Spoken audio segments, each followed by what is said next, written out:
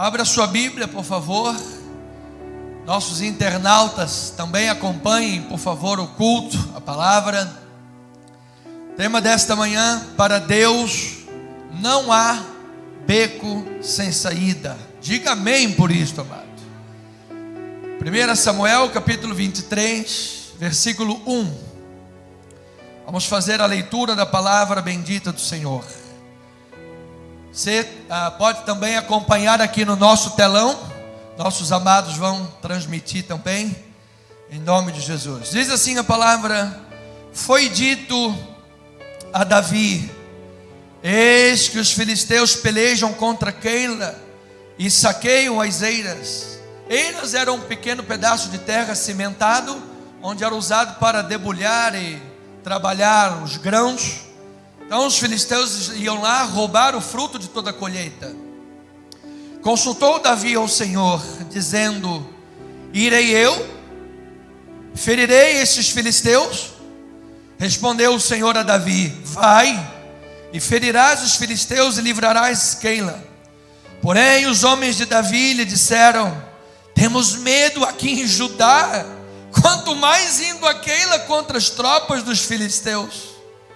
Então Davi tornou a consultar o Senhor, e o Senhor lhe respondeu e disse: dispõe-te, desce a Keila, porque te dou os filisteus nas tuas mãos. Partiu Davi com seus homens a Keila, e pelejou contra os filisteus, e levou todo o gado, e fez grande morticínio entre eles. Assim Davi salvou os moradores de Keila. Sucedeu que, quando Abiatar, filho de Ahimeleque, fugiu para Davi a Keila, desceu com a estola sacerdotal na mão. Foi anunciado a Saul que Davi tinha ido a Keila. Disse Saul: Deus o entregou nas minhas mãos, está encerrado, pois entrou numa cidade de portas e ferrolhos. Ou seja, Davi entrou num beco sem saída. Agora eu pego o desgramado. Mas ele ia descobrir que o Senhor é Deus. Diga glória a Deus por isso. Vamos louvar ao Senhor. Vamos fazer a oração e ouvir a voz de Deus. Pai amado e eterno, a tua palavra é simplesmente maravilhosa. Ó Deus, buscar o conhecimento de Deus é buscar vida, Senhor. O homem Deus, desde o seu nascimento, tem muitos anseios. Disse o teólogo Domício de Matos sobre os anseios da alma. O homem anseia pela verdade, anseia pela paz, mas o maior anseio do homem é o anseio por Deus. Todo homem tem um vazio dentro de si do tamanho de Deus, que só pode ser preenchido quando Deus chega a esta vida. Portanto, conhecer a tua palavra é conhecer mais de ti, estar mais próximo de ti, e assim descobrir, ó Pai, as profundezas do teu coração, as dimensões do teu amor ágape, desfrutar do poder daquele que faz todas as coisas. Aos Hebreus disse que é o poder do mundo vindouro. Na verdade ele usou no plural, ele disse os poderes do mundo vindouro. Desfrutar disto, Pai, é simplesmente maravilhoso. Fala-nos, que não seja um homem de forma natural a pregar, seja apenas um canal do teu fluir, a ministrar a mensagem de Deus às suas amadas ovelhinhas. Esta é a minha oração, é o meu pedido, em nome de Jesus. E o povo amado de Deus diga amém e amém. Louvado seja Deus, amado. O amado fez um curso com Davi, tocava harpa. amado está ali dedilhando as bênçãos do Senhor. Amada igreja, família de Deus, povo espiritual, santos e preciosos, eleitos, mais do que vencedores, poderosos em Deus. Deus pode mentir? Diga nunca, jamais.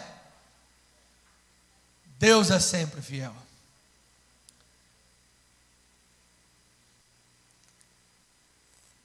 Nós estamos adentrando as estradas da monarquia de Israel. Temos aprendido que, desde o tempo que Deus tirou seu povo do Egito, da escravidão, peregrinou com eles pelo deserto, parou na península sinaítica, diante do monte, onde Moisés recebeu o conhecido Decálogo, e ali Deus ofereceu os mandamentos. A partir dali, Deus fez promessas, dizendo que o povo herdaria uma terra que emana leite e mel. E quando o povo herdasse essa terra, deveria estabelecer-se em justiça e em retidão, não adorando outros deuses, tendo o Senhor como único Deus, que foi a tal primeira ou grande confissão de fé, se possamos dizer, do povo israelita que falamos agora. Shema Israel, Adonai Eloheinu, Adonai Echad. Ouça Israel, o Senhor teu Deus é o único Senhor. E assim, o povo adentrou a terra, entretanto se mostrou aquém dos projetos de Deus, porque era necessário que, numa aliança estabelecida com Deus, o povo honrasse esta aliança, e o povo fosse fiel a Deus. Entretanto, o povo se corrompeu com os deuses da terra de Canaã. O povo se prostituiu espiritualmente e viveu de época em época, 40 em 40 anos, o povo vivia um ciclo de pecados, desvios, desobediências, quedas, e então Deus levantava um juiz, um homem carismático ou de governança estatal, para conduzir o povo à vitória, e o povo vencia em arrependimento, mas logo depois, ao esquecer-se dos tempos da derrota, voltava aos períodos de pecado. Então o povo vivia desgovernado, esperava um líder, esperava que Deus levantasse alguém, alguma solução, e entra, portanto, o período de Samuel. E quando entra o livro de 1 Samuel, para os leitores de Juízes e Ruth, os livros que antecedem Samuel, o que se esperava? Que Samuel introduzisse um texto que falasse de um grande guerreiro, de um grande homem, de um grande lutador, que viesse a libertar Israel.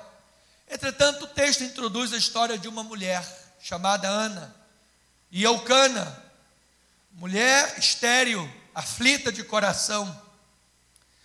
E através daquela mulher, Deus mostraria que a esperança de Israel estava numa simples mãe. Na verdade, uma simples mulher estéril que seria mãe. E com isso, Deus nos mostrou, começou a nos mostrar a sua obra maravilhosa. Que Ele é o Deus que faz onde ninguém imagina que pode fazer. Que Ele é o Deus que levanta, que restaura e que livra da forma que Ele quer. Porque nos parece um contrassenso esperar uma vinda de um grande Salvador, de um guerreiro, de um anjo, e vem a história de uma família complicada. Porque Eucana tinha duas mulheres, e as duas, quando iam ao caminho de Siló, iam brigando, porque culturalmente era permitido naquela época. E há uma crítica tácita do texto bíblico com isso, a essa bigamia, porque as duas iam brigando, quebrando, chutando o pau da barraca até chegar na igreja. Mas ali Deus começou uma história maravilhosa, e como resultado da fidelidade de Ana, outrora estéril, Deus traz à luz Samuel. E através de Samuel, Deus resgata o povo, a sua presença, porque naquela época as visões e a voz de Deus eram raras. Mas ali a misericórdia de Deus foi mostrada, porque aquele homem foi levantado por Deus para um avivamento para a nação. E então Deus restaurar aquele povo. Entretanto, ao chegar no capítulo 7, 8, o povo rejeita a autoridade de Deus.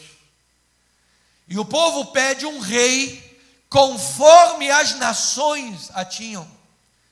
E Samuel não se agradou da notícia e foi dizer a Deus: esse povo está me rejeitando. Esse povo quer um rei. E Deus disse: olha, assim como rejeitam a ti, é a mim que estão rejeitando. Dá-los o rei como eles estão pedindo. Então Deus levantou Saul como o primeiro rei, primeiro abrindo a monarquia de Israel, mas escolheu Saul usando os critérios do povo, olhando a superficialidade.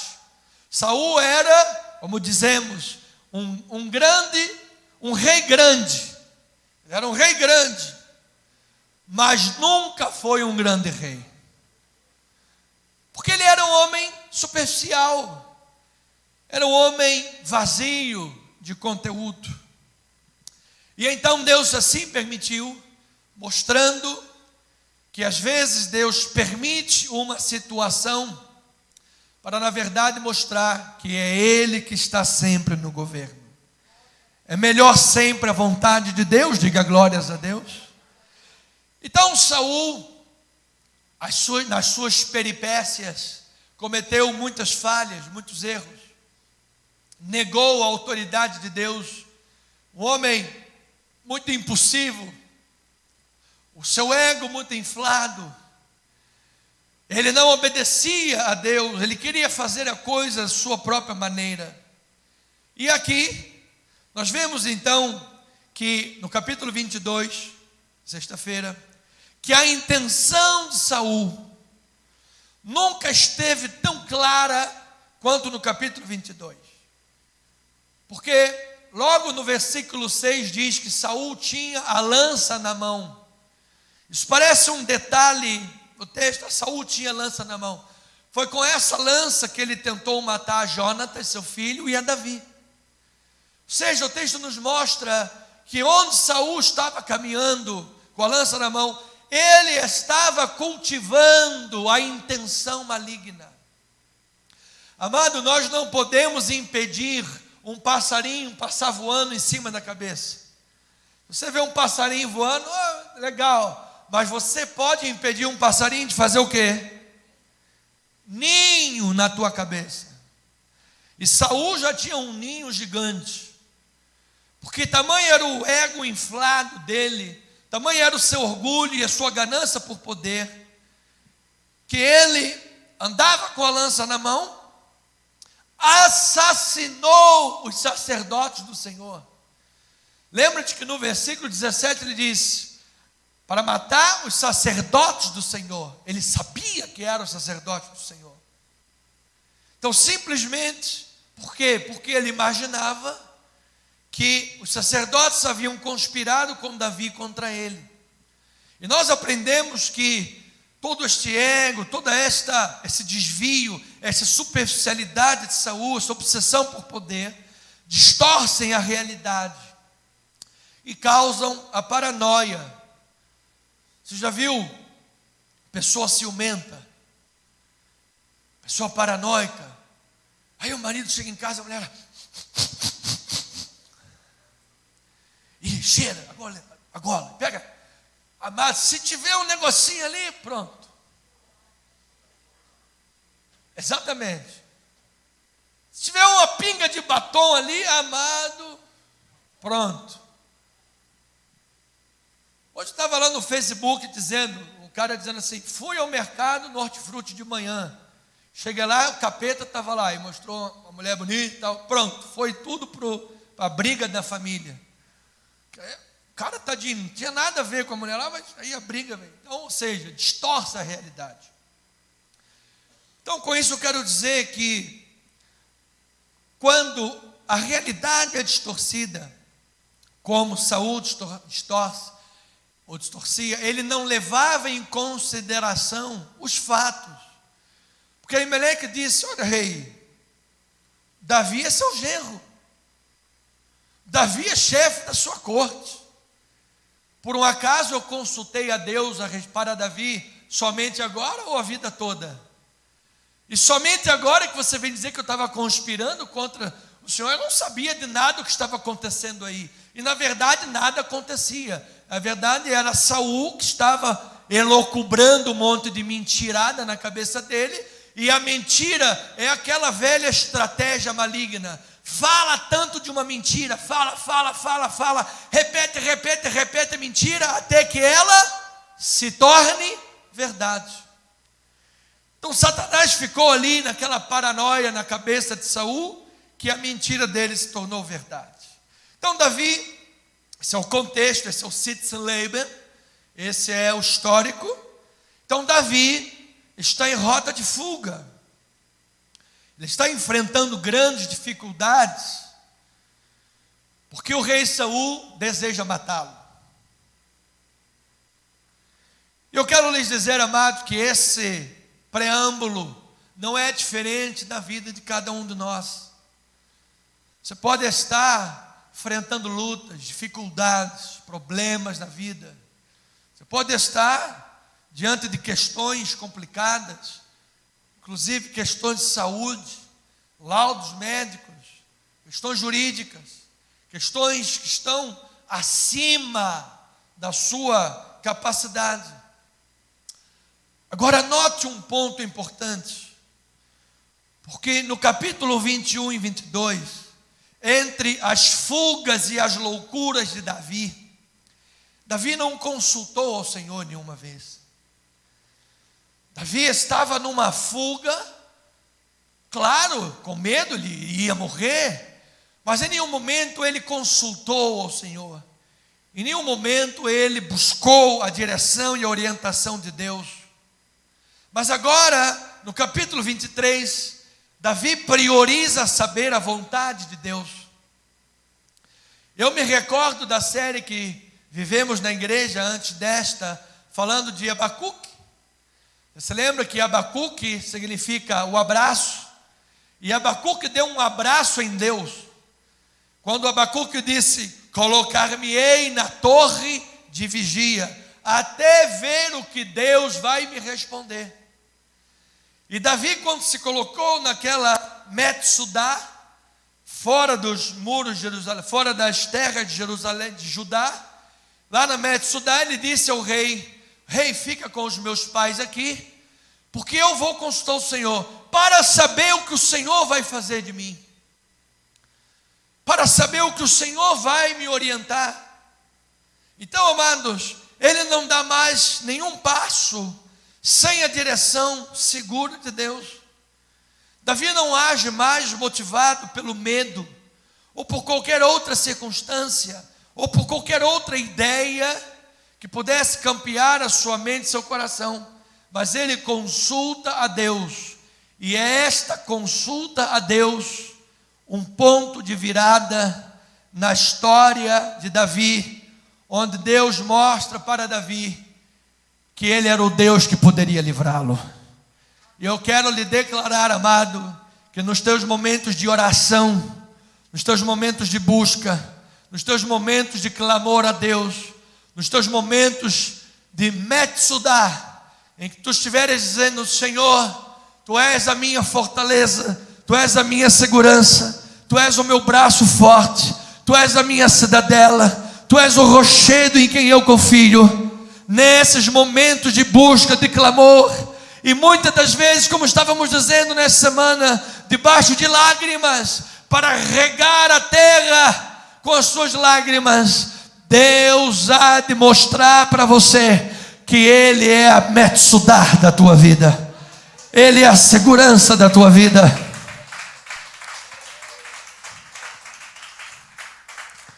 Então veja que em João 5,39, diz assim a palavra do Senhor: examinais as Escrituras, para que julgais ter nelas quem? A vida eterna. E são elas mesmas que testificam de mim. Agora Jesus diz: contudo não quereis vir a mim para terdes vida. Amados, hoje a estrutura teológica, bíblica, profética para os nossos tempos é que as pessoas iriam se cercar de seus falsos mestres segundo aquilo que elas já querem ouvir. As pessoas não estão interessadas em ouvir um pregador da verdade. As pessoas não estão interessadas em um pregador que traga a espada da palavra. As pessoas estão interessadas em cercar-se de seus falsos mestres, como que sentindo coceiras nos ouvidos para ouvir amenidades. Amado, eu quero lhe dizer que o evangelho da cruz não é um evangelho de amenidades. Eu não convido você para ser discípulo de Jesus, prometendo você uma vida fácil. Seguir a Jesus significa ser perseguido. Seguir a Jesus significa ser caluniado. Seguir a Jesus significa ser difamado. Mas seguir a Jesus significa estar na Metsudá do Todo-Poderoso. Aquele que era, que é e que há de vir. Caia o mundo à tua volta, Deus estará contigo.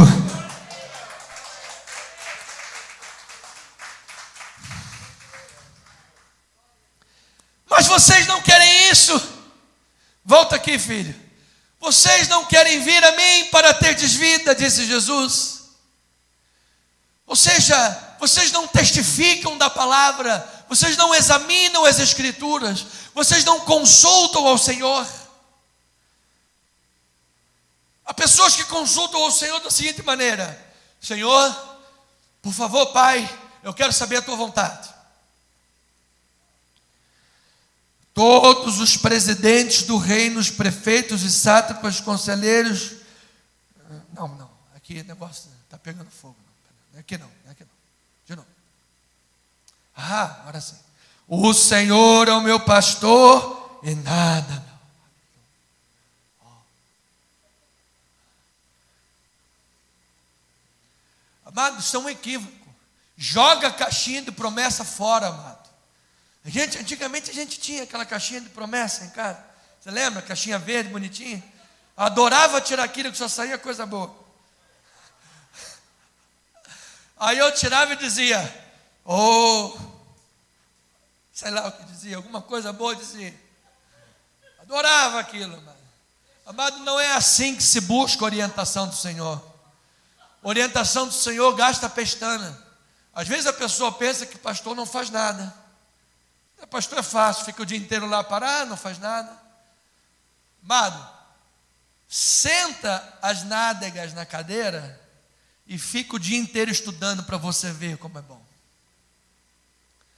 É mais difícil, amado, trabalhar com a mente o dia inteiro estudando do que um trabalho comum de sair, visitar, fazer. Às vezes eu saio daqui da igreja meia-noite. Nem ligo o farol ali na hora da descida para não alarmar para a rua, sei lá, tem bandido na esquina. Quando eu saio, já saí no escuro. Quando ninguém vê, o Batman está saindo no escuro. Quando vi, já estou lá na frente. E vou na paz, vou na fé, amados. Porque estamos buscando, exatamente, examinar as Escrituras. Porque é ela que nos dá a verdadeira orientação do Senhor. Essa coisa de buscar em atos proféticos, sabe, a revelação do último dia, balela, amado. Se Deus quiser levantar um profeta para vir aqui me dizer alguma coisa, Ele vai levantar. Eu posso estar escondido na caverna de Adulão e lá o Senhor vai levar o profeta. Olha, eu ficar correndo aí atrás da última revelação, é assim que Satanás levanta tanta discórdia no meio do povo de Deus. Um monte de gente descredenciada, que não tinha nada para fazer na vida, e bota lá um título de pastor, de apóstolo, de não sei das onde, das quantas, e fala um monte de engano para o povo de Deus. Há 21 anos atrás eu tive essa escolha. Tinha um mundo à minha frente. Todas as portas abertas. Mas fui chamado para ser pastor. E vou morrer pregando a palavra de Deus. Diga glória a Deus por isso. Então examinar as escrituras. Depois diz a palavra em Filipenses 4. Não andeis ansiosos de coisa alguma.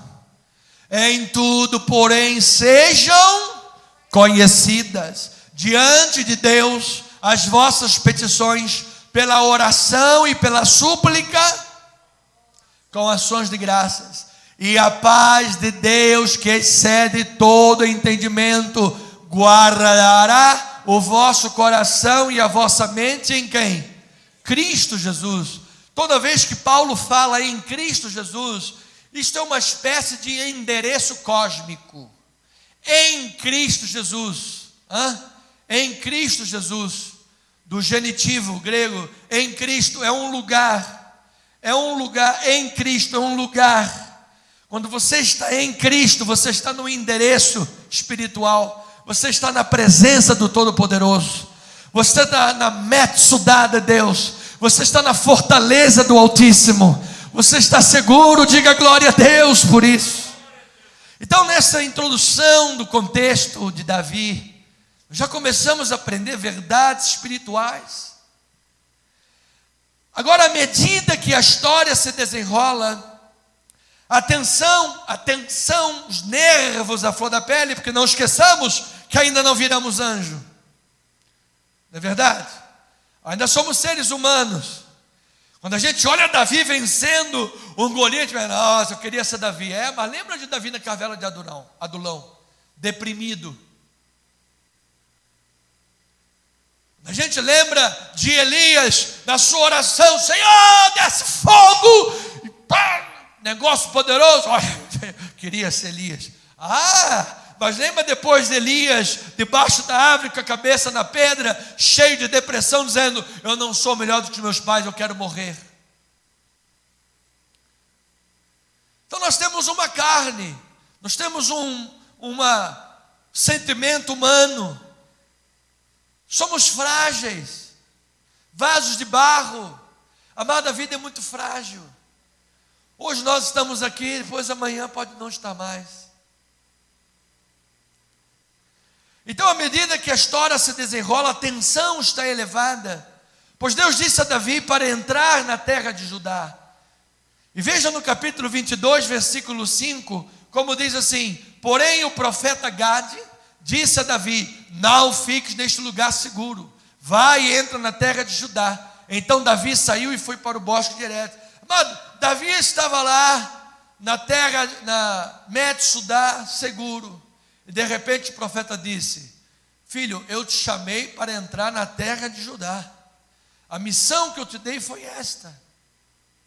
Não te intimides, não te amedrontes, não te acomodes, não aceites que a fúria decadente de Saul acabe com a tua vida. Não permita que a fúria de Saul acabe com os teus sonhos.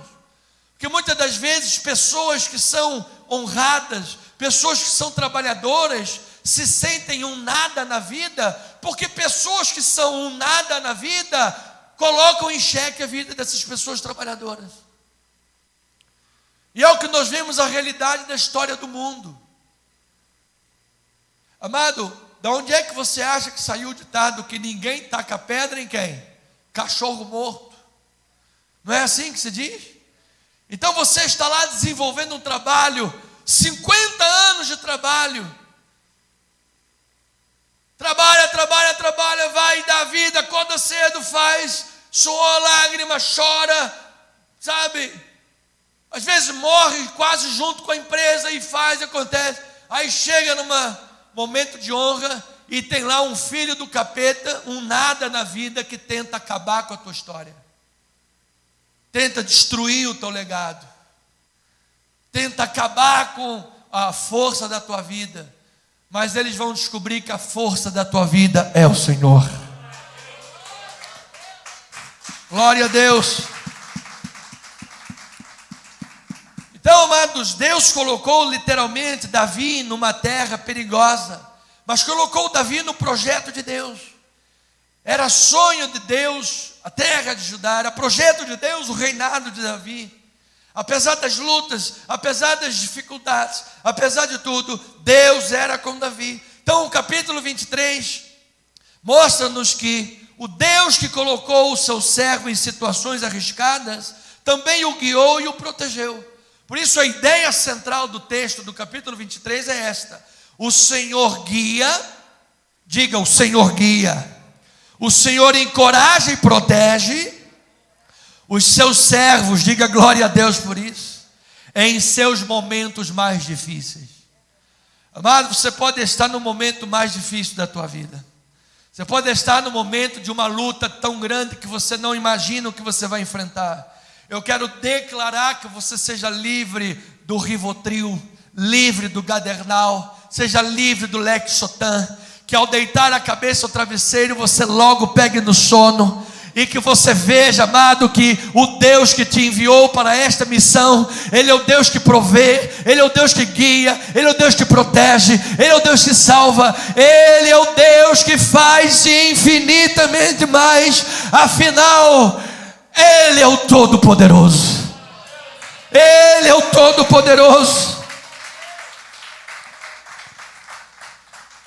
De maneira que o Senhor entregou os filisteus nas mãos de Davi, e fez destes mesmos filisteus uso deles para desviar Saul do seu propósito de matar Davi, e assim protegeu o seu servo.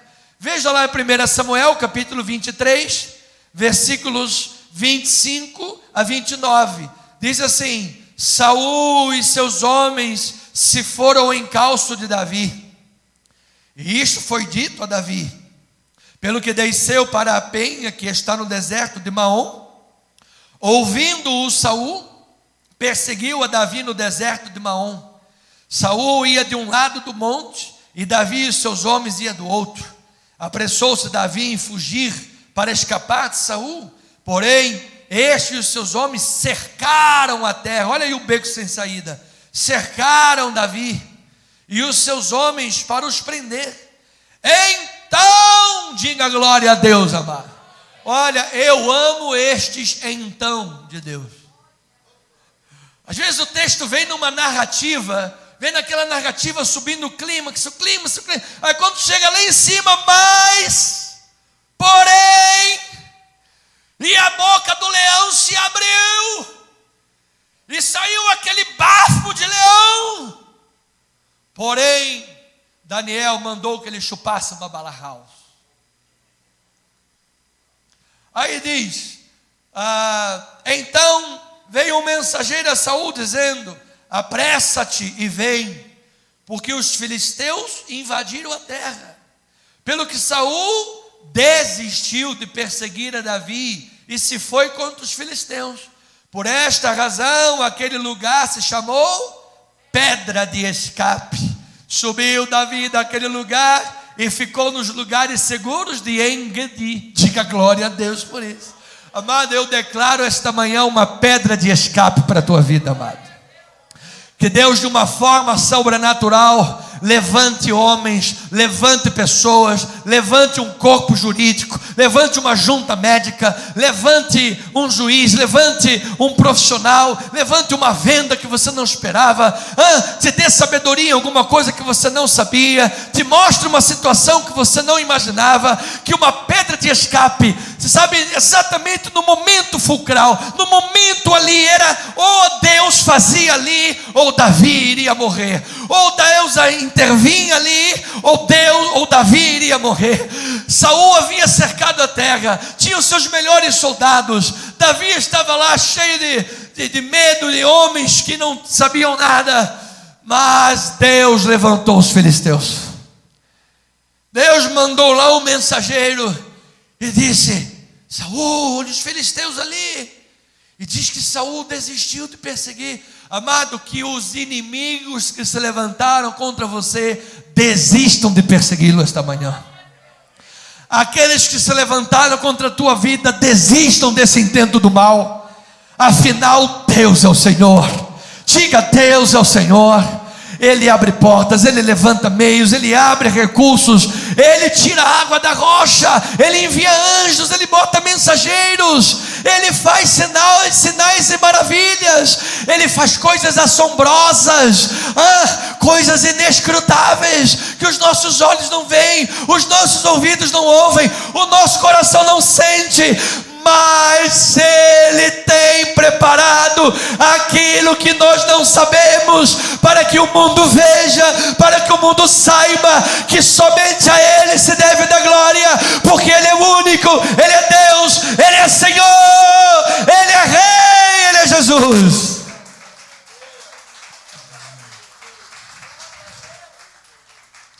Você imagina Davi, amado, cercado pelo rei, ia passar-se a fio de espada.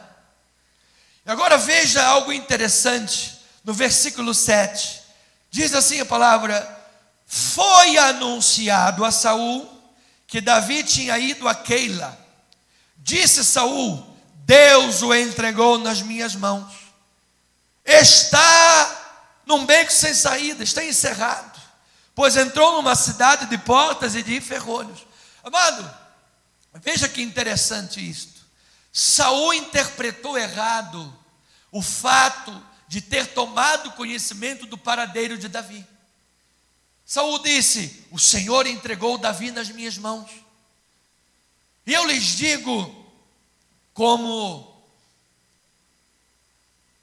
alguém que busca ser estudioso da teologia, que há um perigo muito grande de fazer uma leitura que Deus é a favor de uma questão, pelo simples fato delas estarem aparentemente favoráveis. Ou seja, pode haver aí uma malandragem santa.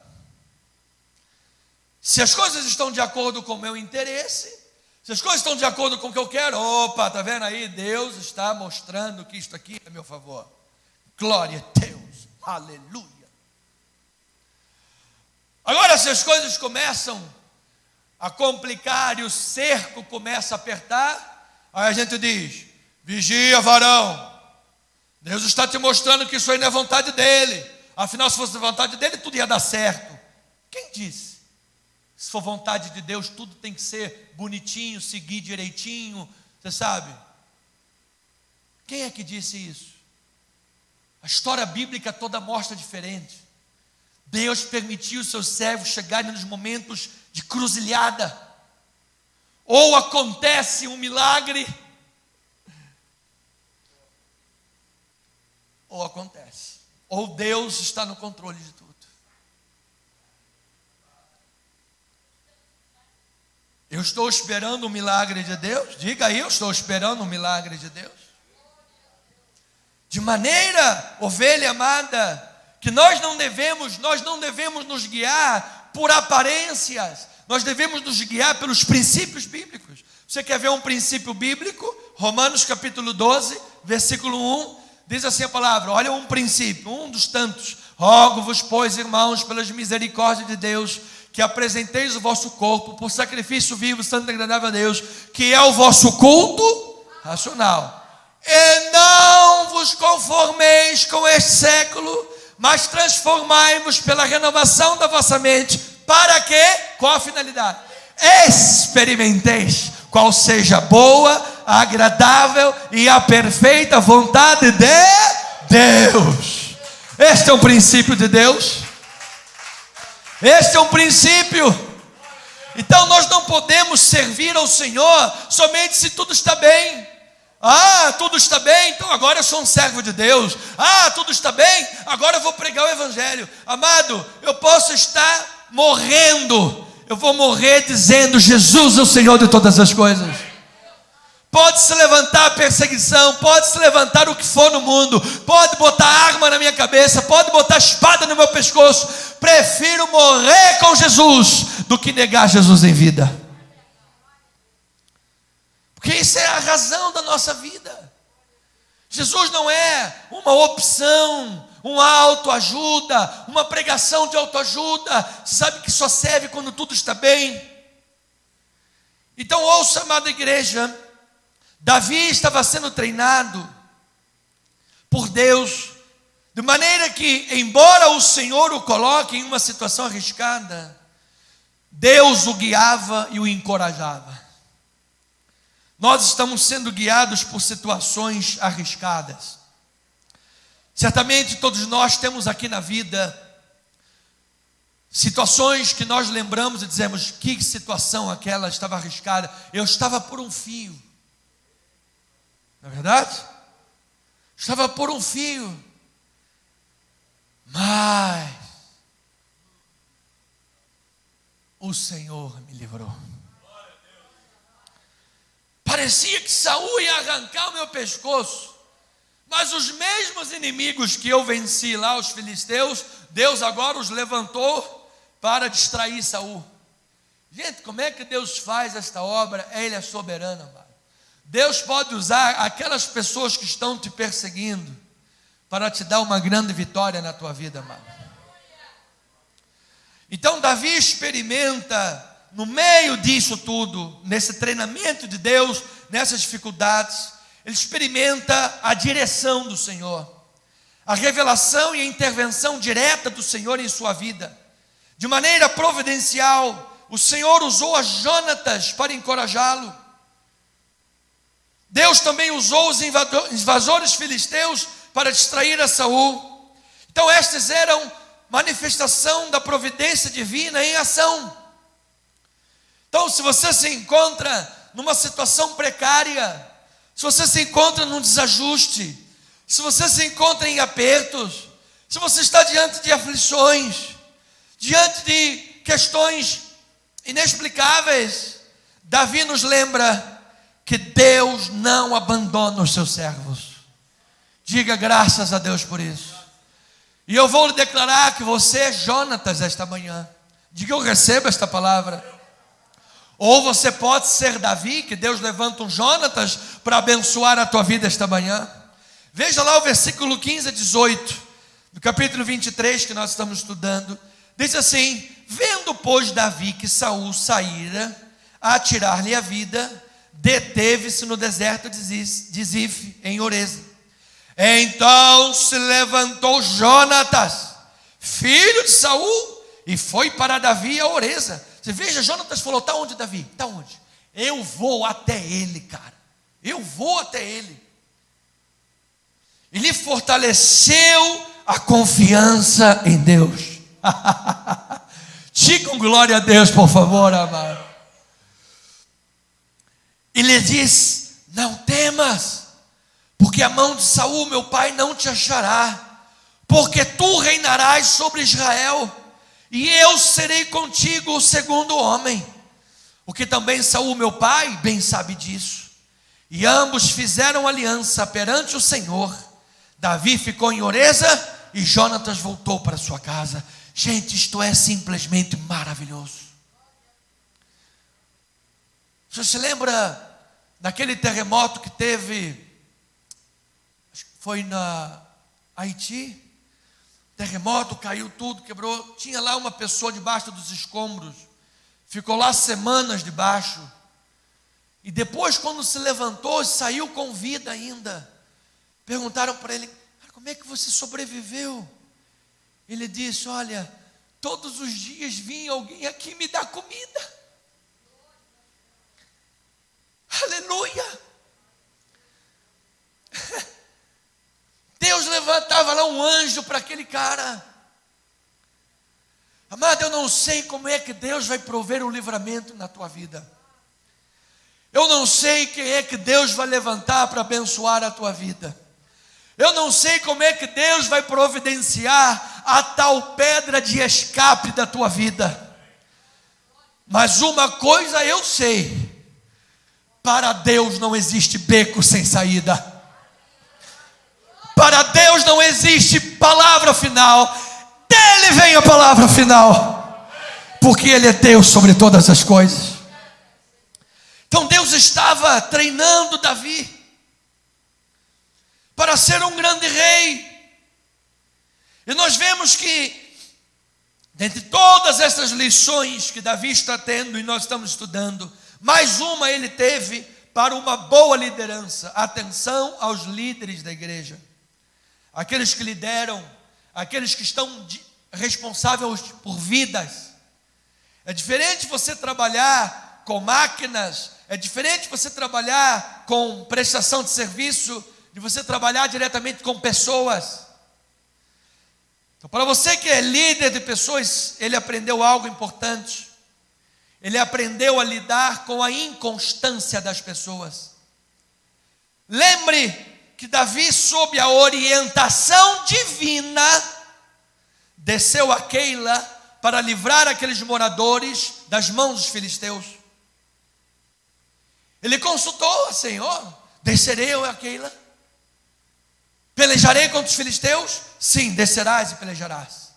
Aí os seus homens disseram: Davi, nós temos medo. Aqui fará lá contra os filisteus. Os filisteus, quando entram numa guerra, já dominando o bronze, como fazem, os únicos hoje, seria comparado aos Estados Unidos em potência bélica. Eles não entram numa guerra para morrer ou para perder. O que será de nós? Perneta, cego, magrelo, sei lá o quê. Os que estavam unidos a Davi eram só as pessoas piores, amado. Aí o cara ia pegar a espada, lembrava que não tinha mão. A outra ia correr, lembrava que não tinha pé. Como é que a gente vai vencer essa gente toda? E aí Davi consultou o Senhor novamente. E aí, Senhor, descerei, descerás. E o Senhor livrou os moradores de Keila. O que se esperaria daquele povo? Gratidão. Ora, estávamos em aperto. Davi foi levantado por Deus. Obrigado, Davi. Vamos dar um banquete para Davi. Vamos fazer alguma coisa boa para Davi. Vamos ajudá-lo. Vamos apoiá-lo. Vamos fazer. Vamos acontecer. Não é isso que se esperava normalmente de moradores de Keila? Só que não foi isso que aconteceu.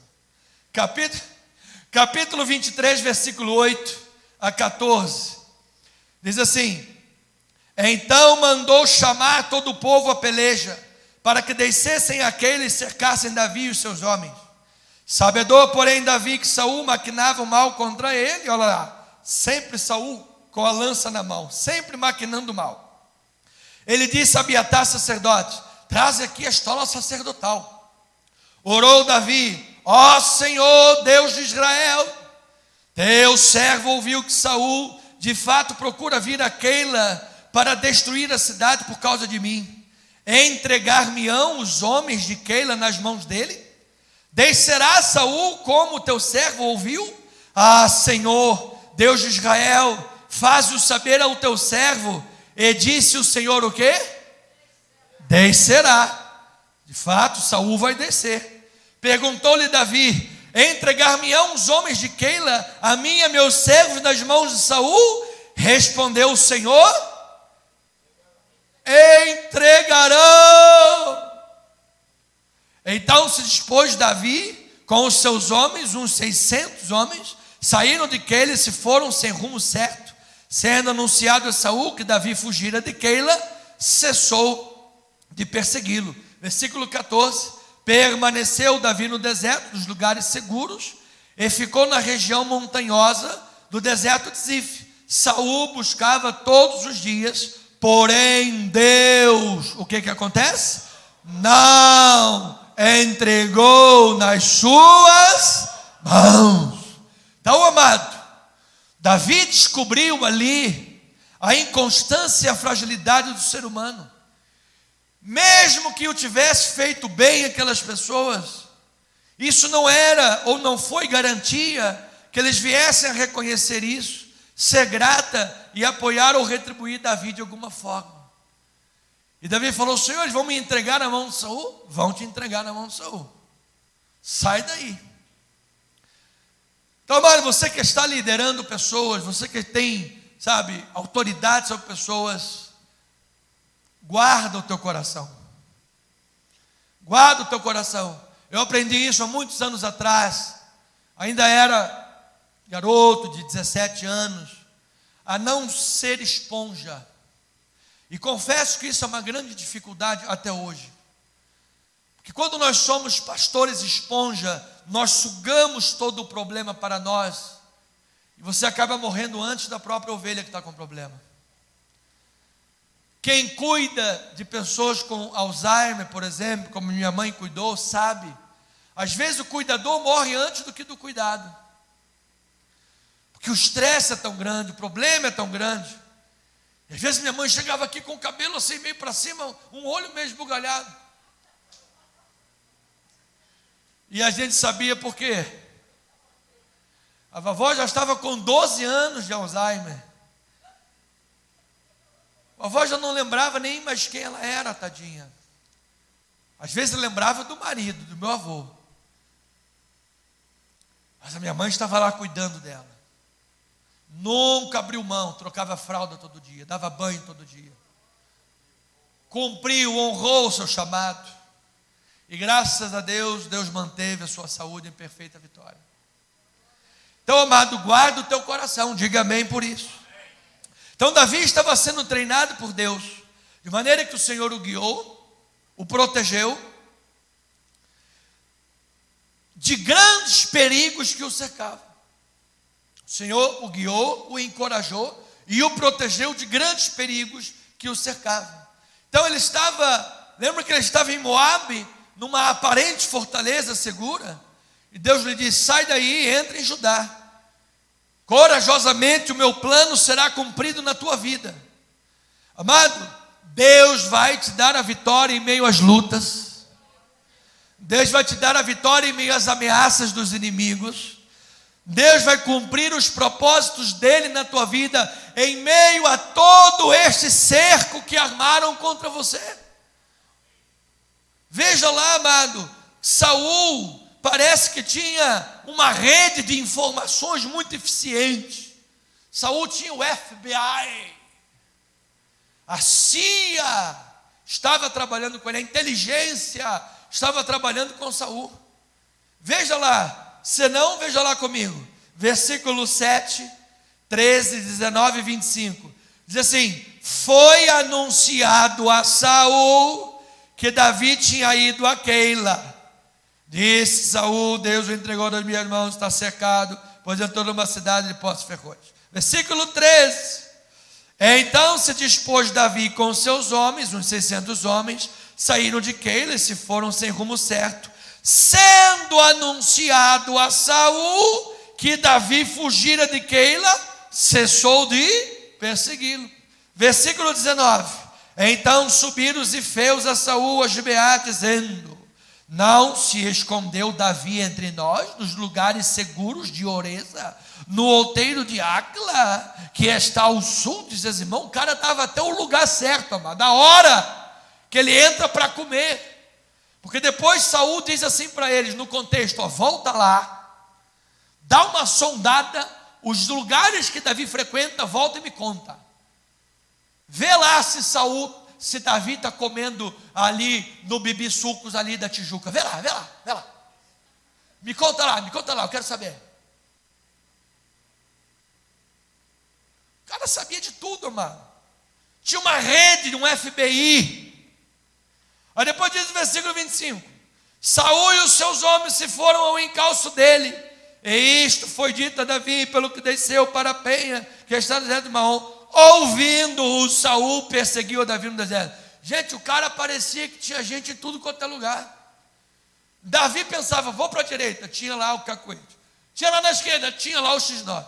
Vou voltar, tinha lá não sei quem. E Davi estava simplesmente cercado. De um lado para o outro. Ciscava para um lado, ciscava para o outro, estava lá Saul: oi, ei. Era uma rede de informações. Então, do ponto de vista humano, a situação de Davi era grave.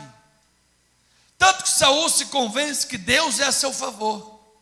Agora note comigo, amados, como é que o pecado cega de tal maneira, porque embora Saul tenha se tornado inimigo de Deus, porque Saul massacrou os sacerdotes do Senhor, apesar de ter massacrado o sacerdote do Senhor, e isso foi muito irônico e muito idiota, desculpa a palavra, da parte de Saul, porque quando ele matou o sacerdote do Senhor, ele cortou a comunicação com Deus. E o único que se livrou foi quem? Abiatar. O único que levou a estola sacerdotal. E o único que sobrou com a estola sacerdotal, que era o costume de oração, o Urim e o Tumim, ele correu para quem? Davi. Então, matou o sacerdote do Senhor, Abiatar chegou para Saul, para Davi, estou aqui com a estola sacerdotal, vamos consultar o Senhor. Ele deu a arma para Davi, e perdeu a comunicação com Deus. Agora, ainda assim ele imagina que o seu relacionamento com Deus está em ordem. Ele chega a pedir ao Senhor que abençoe os efeus, pela colaboração deles, com seus esforços de matar a Davi.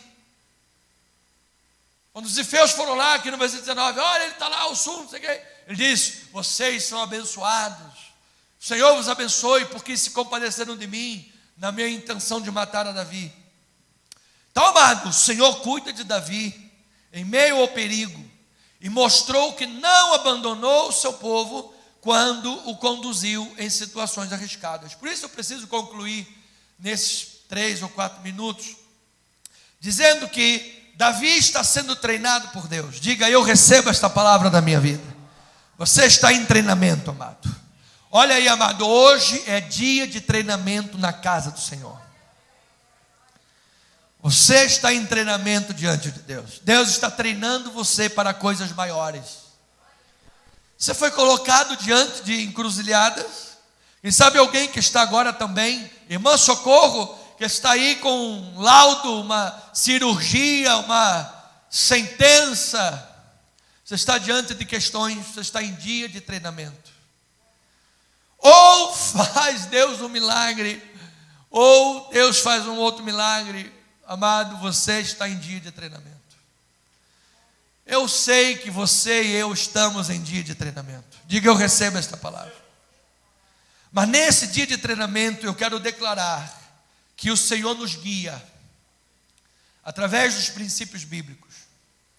O Senhor nos encoraja, fortalece a nossa confiança através dos irmãos em Cristo Jesus, como usou a Jonatas para fortalecer a confiança de Davi.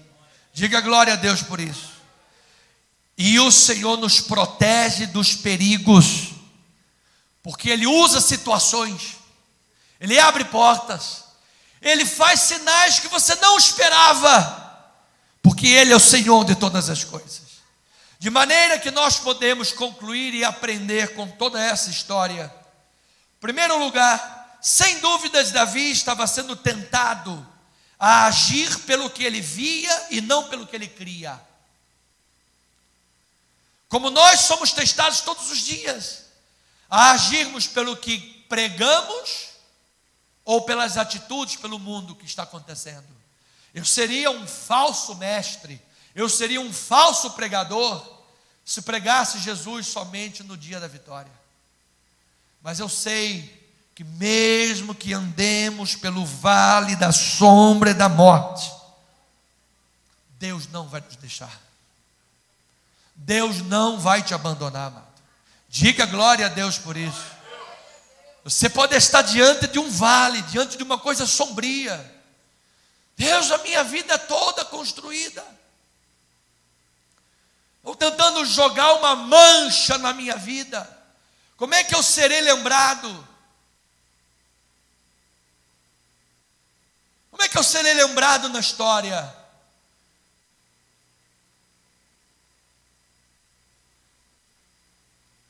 Davi estava sendo testado, mas Jonatas o ajudou a enxergar as circunstâncias além das circunstâncias. Lembra-te no capítulo 23, versículos 16 a 18, ele diz: então se levantou Jonatas, filho de Saul, e foi para Davi e Oreza. Ele fortaleceu a confiança em Deus. 17, ele disse: não temas, porque a mão de Saul, meu pai, não te achará, porque tu reinarás sobre Israel, e serei contigo, segundo o que também Saul, meu pai, bem sabe. E ambos fizeram aliança perante o Senhor. Davi ficou em Oreza e Jonatas voltou para casa. Amado,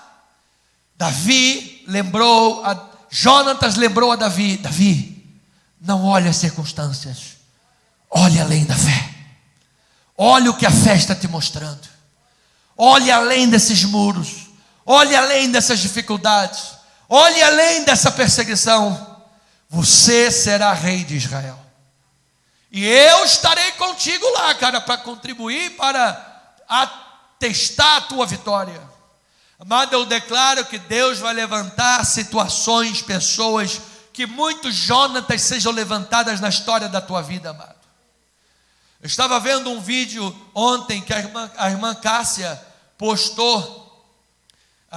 Viram o vídeo que ela postou ontem? E a história diz essa, amado, que o cara pulou de paraquedas e se salvou, viu, amada? Se salvou lá na guerra do Vietnã. E ele todos os dias entrava no avião e não estava nem aí para quem estava lá no avião, porque ele era soberbo. Mas depois que ele conseguiu ser livre daquela vitória, ficou 6 anos no cativeiro, ele aprendeu o melhor sentido da vida. Foi uma moídazinha, um apertozinho, porque o valor da fé a gente sabe, igual a parafuso, é no aperto que a gente sabe o valor da fé. Então ele foi apertado e aprendeu alguma coisa na vida. Então ele aprendeu a olhar para quem estava lá no avião. E quem estava no avião era quem dobrava o paraquedas dele. E se o cara não tivesse dobrado o paraquedas dele, ele teria pulado, se espatifado no chão. Amado, sempre haverá alguém para dobrar o seu paraquedas. Não imagine que você vai fazer tudo sozinho na vida.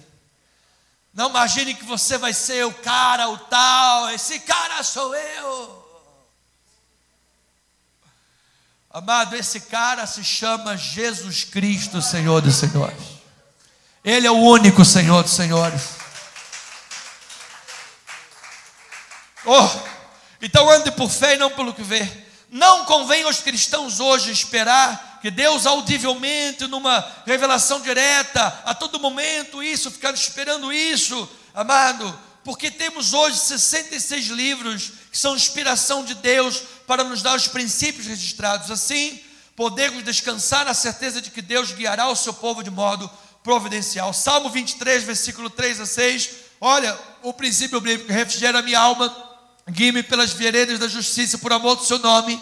Ainda que eu ande pelo vale da sombra da morte, não temerei mal nenhum, porque tu, Senhor, estás comigo. O teu bordão e teu cajado me consolam. Preparas-me uma mesa na presença dos meus adversários. Unge minha cabeça com óleo e o meu cálice transborda.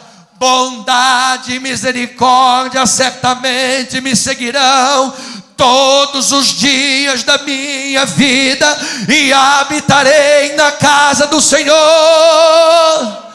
para sempre. Então, examine a palavra de Deus, examine as escrituras, leia e medite na palavra de Deus. A percepção, terceiro lugar, a percepção limitada de Saul, que se baseia apenas naquilo que seus olhos veem, contrasta nitidamente com a perspectiva de seu filho Jonatas, que se baseia na palavra profética de Deus, bem como na fé pautada nessa palavra de que o Senhor estava com Davi, mesmo que as circunstâncias momentâneas não lhe fossem favoráveis naquela hora. Mesmo que tudo estivesse contra Davi, Jonatas sabia que havia uma palavra profética sobre ele, por isso Deus era com ele. Capítulo 18, versículo 12, 14 e 28. Saul temia Davi porque o Senhor era com este, e se tinha retirado de Saul. Davi lograva bom êxito em todos os seus empreendimentos, porque o Senhor era com ele. Versículo 28. Viu Saul e reconheceu que o Senhor era com Davi, e Mical, sua filha, o amava. Meu amado, minha amada, ovelha, precioso do Senhor, que a nossa percepção não seja limitada pelo que os nossos olhos veem, que a nossa percepção de vida não seja limitada pelo que os nossos ouvidos ouvem, que a nossa percepção de vida não seja limitada pelos indicadores dessa terra, que você aprenda a olhar pelos olhos da fé, que você baseie a tua vida na palavra profética, porque sem profecia o povo se corrompe, mas através da palavra Deus irá guiar as nossas vidas por princípios bíblicos, lugares seguros, mesmo que seja um vale de sombra e de morte, o Senhor estará conosco. Por fim, quarto e último lugar, as ações de Saul nos lembram que mesmo quando as pessoas se opõem à palavra de Deus e transgridem os seus padrões morais e éticos, ainda assim elas são capazes de se iludir, imaginando que Deus está a favor delas. Portanto, na minha mensagem, que não é apenas de teologia e de estudo, mas que é uma mensagem evangelística, eu digo aos amados irmãos: arrepende-te, confesse os seus pecados, deixe-os para trás, reconcilia-te com Deus nesta manhã, porque Saul estava em pecado. Saul tinha cortado a comunicação com Deus, mas ainda assim achava que Deus o estava favorecendo. Mas o texto bíblico que o favor real era sobre Davi, apesar de tudo parecer contra Davi. Portanto, os verdadeiros indicadores que devem guiar as nossas vidas não é ou não são o que o mundo diz aí fora, o que a política nacional diz, o que a economia está dizendo. O que deve governar a nossa vida são os princípios bíblicos. Por isso, arrependa-te, confessa os pecados e os deixa, porque segundo as Crônicas 7:14, assim diz a palavra do Senhor: se o meu povo, que se chama pelo meu nome, se humilhar e orar, e me buscar, e se converter dos seus maus caminhos, então eu ouvirei dos céus, perdoarei os seus pecados e sararei a sua terra. Estarão abertos os meus olhos e atentos os meus ouvidos a oração que se fizer neste lugar, porque escolhi e santifiquei esta casa, para que nela esteja o meu nome perpetuamente. Nela estarão fixos os meus olhos e o meu coração todos os dias. Quanto a ti, condição sine qua non: se andares diante de mim, como andou Davi teu pai, e fizeres segundo tudo quanto te ordenei, e guardares os meus estatutos, os meus juízos, também confirmarei o trono do teu reino, segundo a aliança que fiz com Davi teu pai, dizendo: não te faltará sucessor que domine em Israel.